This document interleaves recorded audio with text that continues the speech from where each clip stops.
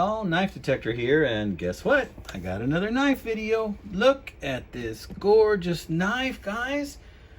Now, you saw the title of my video. It's the dirtiest knife that I've ever bought. And it was the dirtiest knife I've ever bought. And if you recall from watching the introduction part to my video, you'll see that I only paid $8 for this knife. Now, as you can see, it cleaned up pretty good. It's 1, 2, 3. It's about 3 5/8 inches long in the closed position. And what do we have here? We have an Explorer. Notice a little bit of tarnish there on the blade. This is an Explorer 1175. Now, these beautiful knives with this hardwood and brass, these knives were around in the 1980s. And these were straight up made, I believe, to compete with the Buck 110s of the world and the Buck 112s of the world. You know, a lot of people, you know, they like this style, the brass and the wood. This was what people bought when they bought a hunting knife or something to carry in their pocket. And this is an Edgemark. Edgemark Explorer, Japan. Okay, so when I got this thing, it was extremely dirty. And you can see by the pictures that I'm about to show you right here.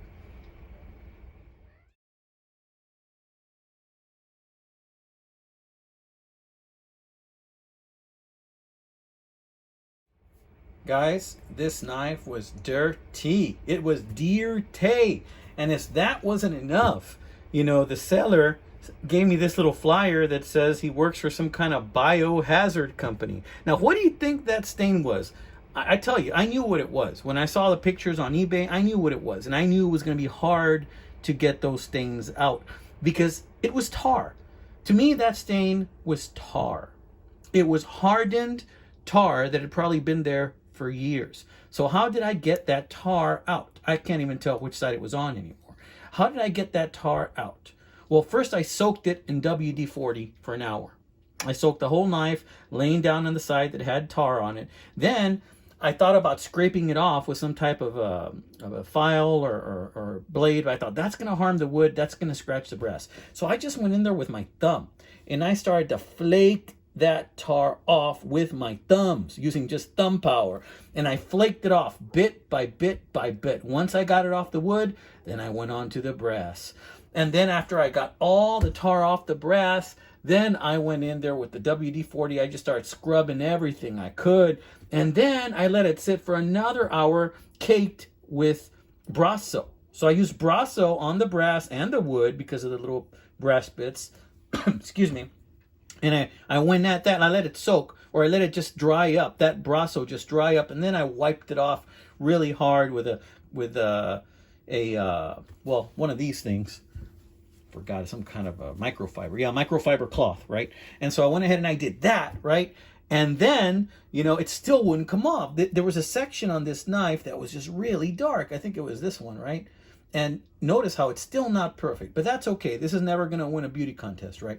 This thing is from the 1980s. So then after that didn't work totally, it was still pretty black in there. I thought, what do I have in the house? So I got some apple cider vinegar I had lying around, and I just started rubbing that apple cider vinegar in there to try and get that blackness off of this thing. And you saw how dark and how really tarnished that was, right? Look at that single spring, right? It's a beautiful knife. Let's check out the action on this thing. What do you say? So I've sharpened it. It's pretty sharp now, and it was pretty sharp. This thing pretty much had the original blade. Snaps open. Check out this half stop. Boom. Okay, I almost cut myself there. Let's check out this half stop. I want you to see how this thing just stops right there. The spring on this thing. It just kind of springs up really nice. Just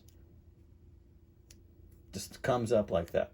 You know, I really like the spring on this thing. It's just a single spring. Nice. It's got a half stop, okay? What about the half stop on the little guy? Let's see that. Not too bad, not too bad. Closed. Lightly. Okay, but this is a really nice pocket dropper. Jersey, Pete, Jersey knife guy, I know you like this knife because you like canoes, my friend. So if you look out there, you'll find some of these. There's a few of these on eBay, but right now they're going for 40. Some of them are going for 30. I got this one for 8. You know, that's how sometimes I am able to make a really good score with knives. Sometimes I'm able to make a really good score with knives because I get the dirtiest freaking knives on there, because sometimes people just don't bother to clean it, or they don't know how. Or sometimes they just sell it as a damaged knife, which I know it is not. And when I saw that buildup of tar there, I thought, where did they get this thing? A septic tank? I don't know, right? Did you see the hair that was stuck to the tar? What the heck kind of hair was that? I have no idea. Was it a cat hair? Was it a rabbit hair? Was it... I don't even want to say it, guys. You know what I'm thinking, right? You know what I'm thinking, right? I don't even want to say it. I don't even want to think what kind of hair that was. It was a white hair. Could it have been...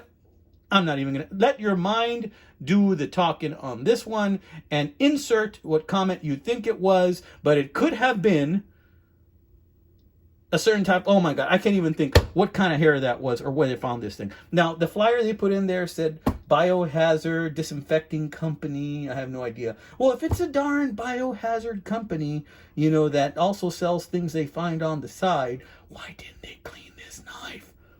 That's my question. Why didn't they clean it? I don't know. But in any case, I was very happy to get this for $8, my friends. And it is a sweet pocket dropper. I normally don't spring on canoes. I'm not a big canoe guy. I'm not as big on canoes as Jersey Knife Guy Pete. I'm not as big on canoes as he is, but this is a nice one. Whenever I think of a canoe, this is what I think of. Brass, wood, really nice canoe, almost 4 inches, nice size blade. This is what I think of. All right, amigos, this has been another episode of The Knife Detector. Hey, guess what?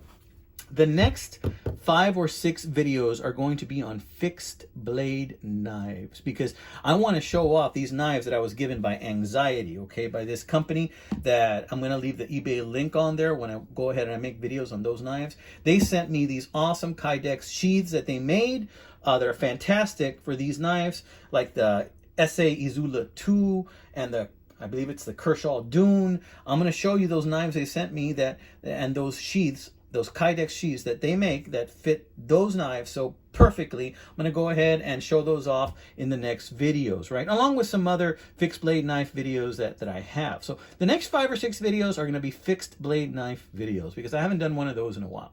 All right, amigos, this has been another episode of The Knife Detector. Y'all take care, and don't forget, explore and get out there and let's detect some of those beauties. Take it easy, my friends.